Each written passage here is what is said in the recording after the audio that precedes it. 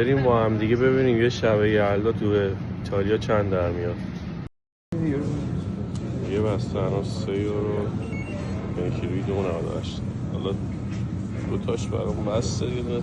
اینو برام خورمالو کیلویی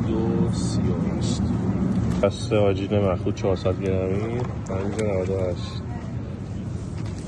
یه دونه هم از اینا برداریم 750 گرمی چند بود؟ 6 یورو؟ اینم 6 یورو مثلا. آناس هم کیلویی 95 سنت داره. یه دونه آقاتون انتخاب میکنم. باید رو زردتر باشه. فول 100 گرم لبو 90 نشه برداریم. دوره هم بخوریم. نشه بردارم 20 گرم تختی کدو 1.59. آره یه شرابی هم میتونم برداریم. بهنود میگه این خوبه. 50% آف خورده 2.5 یورو. آره چند تا برداریم بهنود؟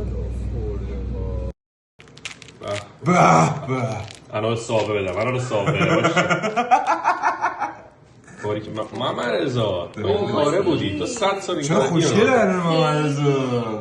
باری کلا اناری انار اونجا تو پاکستان داره تاکستان